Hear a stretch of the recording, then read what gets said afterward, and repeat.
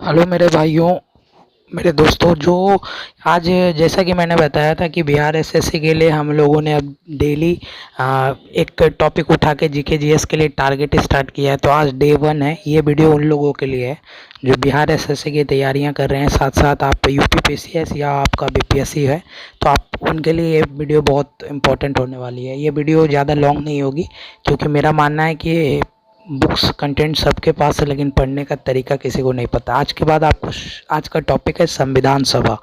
अगर आप चैनल पे नए हैं तो सब्सक्राइब कर लेना क्योंकि आपको डेली एक नया वीडियो 7 बजे तक अपलोड मिलेगा जिससे आपको काफ़ी फ़ायदा होगा। तो बिना किसी टाइम वेस्ट को हम स्टार्ट करते हैं। आज का टॉपिक है संविधान सभा। आज के बाद आपको इस टॉपिक में कभी कोई दिक्कत नहीं होगी। चलिए स्टार्ट करते हैं। सबसे पहले संविधान सभा के बारे में बात करूँ तो ये टॉपिक काफ़ी इंपॉर्टेंट है। 1 या 2 नंबर की क्वेश्चन आती हैं सारे एग्ज़ाम में। देखिए, संविधान सभा जब भी याद रखना है तो आपको याद होगा कि संविधान को बनाने के लिए एक मेंबर की ज़रूरत पड़ी थी जिसको ही संविधान सभा कहते थे। उसमें मेंबर चुने गए थे जिनका काम था संविधान बनाना और संविधान को संचालन करना। ठीक है, तो अगर बात करें संविधान सभा के बारे में तो आप देख सकते हैं यहाँ पे कि संविधान सभा का सबसे पहले अगर जब भी बात किया जाए तो सबसे पहले संविधान सभा का गठन का विचार सबसे पहले आया था एम एन राय के बारे में। तो ये क्वेश्चन बन सकती है कि एम एन राय जी ने सबसे पहले संविधान सभा का गठन का विचार किया था 1934 में। 1934 याद रखना है आपको। एम कैसे याद रखेंगे तो याद रखना है एम एन रॉय। क्या नाम था? M N Roy. अगर बात करें पंडित जवाहरलाल नेहरू जी की तो पंडित जवाहर पीजीएन मैंने शॉर्ट में लिखा है। पंडित जवाहरलाल नेहरू 1938 में कहा कि पहली बार वयस्क मतदान प्रक्रिया द्वारा संविधान सभा के सदस्य का चुनाव हो। मतलब इन्होंने 1938 में कहा था कि जो भी चुनाव होंगे वो वयस्क मताधिकार के तौर पे होंगे, यानी कि जो भी हमारा संविधान सभा में बैठेंगे जिनका काम होगा संविधान बनाना तो वो एक वयस्क मताधिकार के मतदान प्रक्रिया द्वारा हो गए। ये किनका कहना था? तो ये पंडित जवाहरलाल नेहरू ने 1938 में कहा था। ये आप याद रखिएगा। नेक्स्ट पॉइंट याद करते हैं, पढ़ते हैं आगे। 1940 में आपने ये जो मैंने पॉइंट लिखा है ये एक एक पॉइंट आप अगर ध्यान से सुन लो 2-3 बार करके तो आपको इस टॉपिक से दोबारा क्वेश्चन छूटेंगे नहीं। आप देखते हैं 1940 में उन्होंने 1940 में एक इम्पॉर्टेंट काम हुआ था। क्रिप्स एक्चुअली क्या होता है मैं बताता हूँ। क्रिप्स मिशन आपने सुना होगा। तो क्रिप्स एक्चुअली कैबिनेट मिनिस्टर थे फॉरेन यानी ब्रिटिश संसद में। जो उन्होंने जो एक कैबिनेट मिनिस्टर है उनका काम था भारत, उन्होंने वो आए थे। ठीक है, और भारत आके यहाँ का संविधान बनाने का दायित्व उनको दिया गया था। तो 1940 में क्रिप्स द्वारा ही जो पंडित जवाहरलाल नेहरू ने जो 1938 में पेश किया था कि संविधान सभा बनाने के लिए, तो उसको उन्होंने अगस्त प्रस्ताव को इसी को कहते हैं। मतलब उसको एक तरह से मान लो मैं किसी चीज़ की एप्लीकेशन डालता हूँ कि आप मुझे दीजिए ऑर्डर कि मैं अपने देश का संविधान बना सकूँ वयस्क मताधिकार के तौर पे उनके सिलेक्शन हो पाए संविधान सभा का मेंबर का।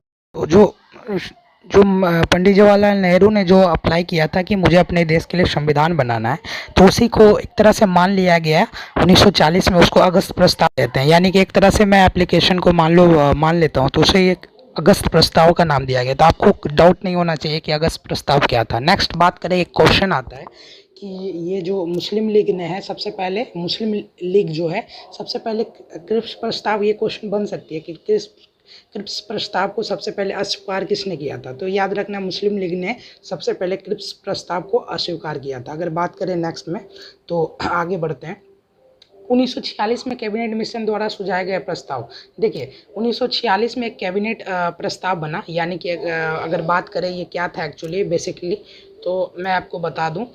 क्रिप्स कैबिनेट मिशन बनाता है। कैबिनेट मिशन मतलब होता था कि आपको इसके द्वारा मतलब तय करना था कि संविधान का भारत में आके एक नया संविधान बनाना। ठीक है, तो ये संविधान बनाने का काम इसी को कहते हैं कैबिनेट मिशन। ठीक है, इस मिशन के तहत भारत के लिए एक अलग से संविधान सभा का निर्माण करना था, उनके द्वारा मेंबर चुनना था। तो इस मेंबर में सीटों की संख्या रखी गई थी 389। याद रखना आप। क्रिप्स कैबिनेट मिशन याद रखना 1946 में आया था। उसके तहत 389 मेंबर बनाए गए थे जिसमें 296 मेंबर जो थे 296 मेंबर थे ब्रिटिश प्रांत के और 93 थे 93 यानी 93 थे देसी रियासत के। ठीक है, देसी रियासत मतलब एक तरह से जिसमें अभी भी राजाओं का आधिपत्य था। 296 में भी दो तरह के थे, 292 थे, इनका चयन होता था 11 प्रांतों द्वारा और 4 यानी मुख्य आयुक्त। मुख्य आयुक्त मतलब होता है, आप अभी जानते हो कि केंद्र शासित प्रदेश, तो वही चीज़ हुआ। 292 आप समझो शहर द्वारा और 4 केंद्र शासित, यानी टोटल 296 और 93 हो गए देसी रियासतों। ठीक है, देसी रियासतें आप समझ गए जिसका राजा पे अधिपत था। अगर बात करें एक सीट कितने जनसंख्या को टारगेट किया जाता था, मान लो 10 लाख जनसंख्या है तो उसमें एक सीट चुना जाता था। 10 लाख लोगों का एक संविधान सभा में मेंबर जाता था, उसका एक सीट होता था। ये हिंदू मुस्लिम सिख के आधार पे चुना जाता था। ठीक है, संविधान सभा का आंशिक रूप से चुने गए और आंशिक रूप से नामांकित निकाय थे। ये क्वेश्चन बन सकता है कि संविधान सभा के बारे में इनमें से कौन सा कथन सही है, तो ये याद रखना, ये आंशिक रूप से चुनी गई है और आंशिक रूप से नामांकित है। चुनी गई और नामांकित दोनों। ठीक है, चुनना और नामांकन करना दोनों। ठीक है, अब आगे बढ़ते हैं, आगे बात करें तो फर्स्ट चुनाव हुआ। देखिए फर्स्ट चुनाव मतलब हम लोगों ने पढ़ लिया कि 389 सीट चुनी गई थी, जिसमें 296 शहर का था और 93 देसी रियासतों का था। उसमें भी बंटवारा हुआ था, 292 शहर और 4 केंद्र शासित प्रदेश। तो अगर बात करें फर्स्ट चुनाव जो हुआ 389 सीट के लिए, 389 सीट के लिए, तो उसमें 296 सीट में से 208 जो है कांग्रेस जीत ली। ठीक है, कांग्रेस ने 208 सीट जीती, किसमें से 296 में। 73 मुस्लिम लीग को मिला, सेकेंड पार्टी थी। 15 अन्य को मिला, जैसे कि उम्मीदवार अन्य कोई छोटे छोटे दलों को। और 93 जो देसी रियासत थी वो भाग नहीं ली। याद रखना ये भाग नहीं ली थी, इसमें फर्स्ट इलेक्शन में भाग नहीं ली थी। ये क्वेश्चन बन सकता है कि इसमें से किसने पहले इलेक्शन में भाग नहीं लिया था, तो देसी रियासत है पहला। और दूसरा बात है कि 15 महिलाएं इसमें शामिल हुई थी, मतलब जीत के आई थी। और 33 सीट ST SC के लिए था। ये सब पॉइंट आपको याद रखना है। अगर आप आगे बात करें, दिसंबर को सबसे पहले संविधान सभा की बैठक हुई। याद रखना सबसे फर्स्ट बैठक संविधान सभा की 9 दिसंबर को हुई, 9 दिसंबर, जिसमें सच्चिदानंद सिन्हा को एक अस्थायी सदस्य चुना गया। अस्थायी मतलब परमानेंट नहीं, टेम्परोरी जिसको कहते हैं। ठीक है, मतलब इसलिए चुना गया था क्योंकि सच्चिदानंद सिन्हा उस जो मान लीजिए संविधान सभा वहाँ पे इलेक्शन हो गया, इलेक्शन के बाद वहाँ पे सभी मेंबर प्रेजेंट हुए, तो उसमें से डायरेक्ट तो आप स्पीकर का चुनाव आप जानते हैं किस तरीके से होता है। तो उसी तरह एक तरह से सच्चिदानंद सिन्हा वहाँ पे एक तरह के बुजुर्ग व्यक्ति थे और सबसे ज़्यादा पढ़े लिखे थे। इस आधार पर इनको अस्थायी रूप से चुना गया था। ठीक है, पहले दिन मेंबर कितने प्रेजेंट थे संविधान सभा में, तो 211 मेंबर। याद रखना आप, पहला 9 दिसंबर को हुआ, ठीक दूसरे 2 दिन बाद 11 दिसंबर को दूसरा दिन ये संविधान सभा का एक तरह से मीटिंग हुआ। ठीक है, उसमें से दूसरे दिन एक अस्थाई सदस्य चुना गया। याद रखना एग्जाम में अगर अस्थाई पूछे यानी कि टेम्परोरी पूछे तो सच्चिदानंद सिन्हा उनको सदस्य थे। और अगर बात करें परमानेंट तो राजेंद्र प्रसाद जी को 2 दिन बाद यानी 11 दिसंबर को चुन लिया गया। 11 दिसंबर को 2 काम और हुआ। ठीक है, एक काम और हुआ कि 2 उपाध्यक्ष चुने गए। अध्यक्ष तो आपने समझ लिया राजेंद्र प्रसाद, और 2 उपाध्यक्ष थे HC मुखर्जी और TV कृष्णामाचारी। कैसे याद रखेंगे, मुखर्जी और कृष्णामाचारी और मुखर्जी। ठीक है, याद रखना आप। अब 2 दिन बाद फिर मीटिंग हुई, यानी 2 दिन का डिस्टेंस है, 2 डेज का डिस्टेंस आप देख रहे हो, 9 को 11 को 13 को। ठीक है, 13 को क्या होता है देखते हैं। 13 को देखिए, 13 को पंडित जवाहरलाल नेहरू द्वारा उद्देश्य प्रस्ताव दिया गया है। कलर चेंज करके मैं आपको बता देता हूँ। ये उद्देश्य प्रस्ताव आपको याद रखना है कि उद्देश्य प्रस्ताव किसने पारित किया था, कब पारित किया, 13 दिसंबर 1946 को। याद रखना कब, 1946 को। ठीक है, ये याद रखना आप, 1946 को पास किया गया था, 13 दिसंबर उद्देश्य। ठीक है, प्रस्ताव पेश किया गया था, स्वीकारा नहीं गया था। स्वीकारने की बात किया जाए तो स्वीकारा कब गया था, तो आप देख सकते हैं स्वीकारा गया था 22 जनवरी 1947 को। 13 दिसंबर 1946 को पेश किया गया संविधान सभा में, उसको ठीक जनवरी 1947 में स्वीकार कर लिया गया। ये भी क्वेश्चन आ सकता है कि उद्देश्य प्रस्ताव कब स्वीकार किया गया। अब याद रखना नेक्स्ट क्वेश्चन, 22 नवंबर 1949 को संविधान सभा दोनों रूप में काम, मतलब 22 नवंबर तक ना लास्ट मीटिंग हुआ था। मतलब लास्ट मीटिंग बोले तो इस दिन तक संविधान बन के तैयार हो चुका था। ठीक है, आप याद रखना संविधान सभा 2 तरह से काम करती थी। पहला काम इसका काम था संविधान बनाना, दूसरा काम था आम कानून लागू करना। कैसे, आम कानून लागू करना और संविधान बनाना। मतलब संविधान को बनाते भी थे और मान लीजिए उसी बीच कोई तरह का जुर्म हो गया या कोई चीज़ को दंड देना है तो वो भी काम संविधान सभा का ही होता था, यानी आम कानून लागू करना। क्लियर हुआ। तो याद रखना ये 2 तरीक़ों से काम करती थी। अगर बात करें कानून बनाने के लिए तो जीवी मामलांकन, मतलब कैसे कानून बनाना है, ये पालन करना है, मुजरिमों को कैसे सज़ा देना है, तो इसका अध्यक्ष जीवी मामलांकर होते थे। लेकिन अगर संविधान कैसे बनेगा, इसका अध्यक्ष राजेंद्र प्रसाद होते थे। ये अल्टरनेट डे संविधान सभा में काम होता था इसका। अब याद रखना 1946 में माउंटबेटन योजना जी, इसी के तहत मतलब हिंदुस्तान पाकिस्तान का बंटवारा हुआ, याद है आपको।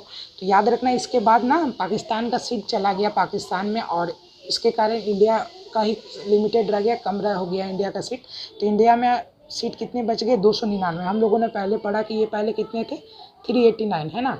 389 से कितना हो गया, 299। 299 में जो है शहर मतलब शहर के लिए 229 था, प्रांत के लिए 229, और अभी भी देसी रियासतें, बहुत सारे राजाएं अभी भी अलग थे, तो उनके लिए 70 सीटें थी। ठीक है, अब धीरे धीरे देसी रियासत भारत में मिलना शुरू हो चुके थे। अब याद रखना क्या, पहला चुनाव में 229 और 70 किसके लिए, देसी रियासत। ठीक है, इसमें भी आपको पूछा जा सकता है कि कांग्रेस कितना जीती थी, तो कांग्रेस कितना जीती थी, इसमें 208 जीती थी। ठीक है, याद रखना आप। अब आगे बात करते हैं, आगे बात करें, हाँ चलिए आगे देखते हैं। हाँ, ये इंपॉर्टेंट चीज़ बन सकती है क्वेश्चन। देखिए कुछ चीज़ें चुनी गई थी, ठीक है। अब कुछ इम्पॉर्टेंट डेट देख लेते हैं, ये आपको इम्पॉर्टेंट डेट याद रखना है। इम्पॉर्टेंट डेट में सबसे पहले याद रखना 22 जुलाई 1947 को राष्ट्रीय ध्वज को स्वीकार किया गया था, बहुत इम्पॉर्टेंट है। ठीक है, 22 जुलाई को क्या किया गया था, राष्ट्रीय ध्वज को स्वीकार किया गया था। नेक्स्ट बात करें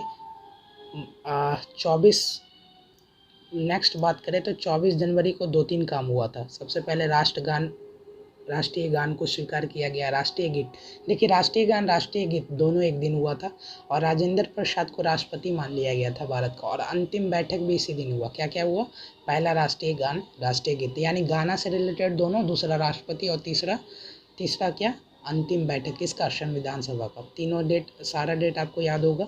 22 जनवरी, अगर पूछे राष्ट्रीय ध्वज कब चुनाया गया, 22 जुलाई 1947 को। ठीक है, अब आगे बढ़ते हैं। अब समितियां कुछ पढ़ेंगे, ठीक है। समितियां देखिए, समिति जो बना था उसमें से कुछ इम्पोर्टेंट संघीय समिति पूछे, इसके अध्यक्ष कौन थे, पंडित जवाहरलाल नेहरू। संघीय समिति के अध्यक्ष कौन थे, तो पंडित जवाहरलाल नेहरू। संघ से रिलेटेड कोई भी वर्ड है, जवाहरलाल नेहरू माना। अगर पूछे प्रांतीय समिति के अध्यक्ष कौन थे, तो पटेल साहब, यानी सरदार पटेल जी।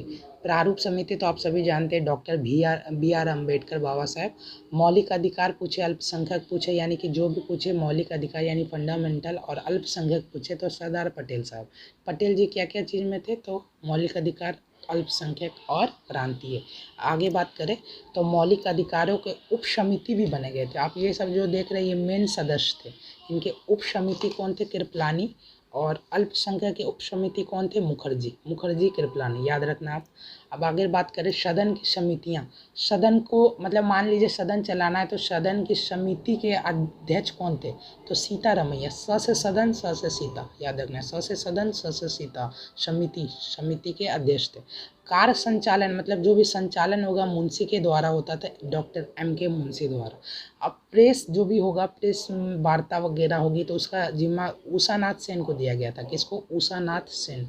भाषाई प्रांत आयोग, प्रांत भाषा के द्वारा प्रांत वगैरह में कौन भाषा बोला जाएगा, इसका अध्यक्ष कौन थे, S.K. डार। अगर वित्तीय प्रावधान बात किया जाए, जो भी पैसा वैसा खर्च होगा, इसका देखभाल कौन करेगा, नलिनी सरकार। ठीक है, नलिनी सरकार। अब बात करते हैं प्रारूप समिति। प्रारूप समिति आप सभी पढ़ चुके हैं इससे पहले, तो आप देखिए प्रारूप समिति के बारे में कुछ चीज़ें जान लीजिए। सबसे पहले 29 अगस्त 1947 को ये बनकर मतलब प्रस्ताव पारित हुआ था, प्रारूप समिति। ये जो उद्देश्य पारित हुआ था ना, उसके तहत ही जो संविधान में जवाहरलाल नेहरू ने पेश किया था 13 दिसंबर 1946 को, अब 22 जनवरी 1947 को इसको पास किया गया था। उसी में कुछ समितियां थी, मतलब अलग अलग छोटे छोटे। मान लीजिए संविधान बनाना है, तो उसमें 3-4 पेज का कवर आगे कौन तैयार करेगा, बीच का कौन तैयार करेगा। उसी तरह अलग अलग चीज़ों का देखभाल के लिए समिति तैयार की गई थी। उसी में से एक था प्रारूप समिति, बहुत इंपॉर्टेंट था, ये 29 अगस्त 1947 को ये तैयार किया गया था। ठीक है, तो तैयार किया गया, तो इसमें से 7 मेंबर थे, आपको याद रखना है 7 मेंबर थे। आपको एक ट्रिक बता दूं, 7वें मेंबर का नाम कृष्ण से था, एक अब्दुल्ला करके नाम था, यानी 7 मेंबर, सातों का नाम कृष्णा लगा होगा और एक अब्दुल्ला। ये पहला प्रारूप बना के कब दिए भारत को, तो पहला प्रारूप बना के दिए 1948 में, याद रखना आप 1948 में पहला प्रारूप बना। 26 नवंबर 1949 को ये बन के तैयार हो गया था हमारा संविधान, लेकिन 395 8 अनुसूचित तभी बना था। ठीक है, 395 अनुच्छेद और 8 अनुसूचियाँ, लेकिन लागू कितना हुआ, सिर्फ 15। मतलब बन के 395, लेकिन लागू कितना हुआ, 15 अनुच्छेद। बाकी का कब बना, बाकी का कब लागू हुआ, हमारे गणतंत्र दिवस यानी 26 जनवरी 1950।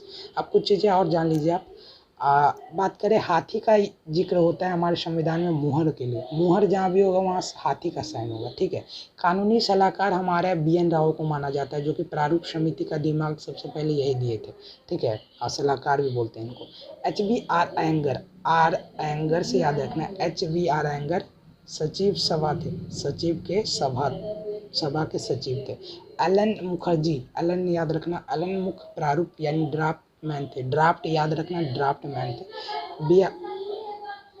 बिहारी रायजादा से याद रखना, ये सुलेखक यानी जो आपका लिखा रहता है, जैसे मान लीजिए ये मैं कुछ लिख रहा हूँ, तो इसका राइटिंग का डिजाइन, ये सुलेखकार कौन, रायजादा जी थे। मदन लाल बोस और बिहार राम मोहन, इन लोगों ने मिलकर अपना राइटिंग दिया था, ये शांति निकेतन के थे। और बात करें हमारा जो संविधान का हिंदी संस्करण, कृष्ण वैद्या ने दिया था, किसने दिया था, कृष्ण वैद्या, याद रखना। हिंदी में किसने लिखा था, संस्करण किसने दिया था, कृष्णा जी ने। और उसको लिखा अपने हाथों से कौन था, संस्करण यानी कि एक तरह से ट्रांसलेटर कौन थे, कृष्णा वैद्य, लेकिन उनको लिखा अपने राइटिंग में नंदलाल बोस ने, याद रखना आप ये चीज़ों। और मदन लाल बोस और बिहार राम मोहन वगैरह, इन्होंने भी अपना राइटिंग दिया था। और याद रखना, रायजादा जी ने, कहाँ गया रायजादा जी, जो हमारे प्रेम बिहारी रायजादा, यही हमारे प्रस्तावना को लिखे हैं अपने हाथों द्वारा। ठीक है, प्रस्तावना जो तैयार किया गया है, प्रस्तावना वो किसके द्वारा तैयार किया गया है, तो प्रस्तावना तैयार किया गया है रायजादा द्वारा। प्रस्तावना का मतलब मॉडल तैयार किया गया, ये नहीं कि प्रस्तावना इन्होंने लिखा है, मॉडल तैयार किया है, याद रखना। ये चीज़ें हैं, अगर आप ऐसे ही टॉपिक के साथ जुड़े रहें, डेली एक टॉपिक मिलेगा आपको सारे सब्जेक्ट का। इस चैनल को सब्सक्राइब कर लीजिए, रोज़ 7 बजे आपको वीडियो देखने को मिलेगा। Thank you so much.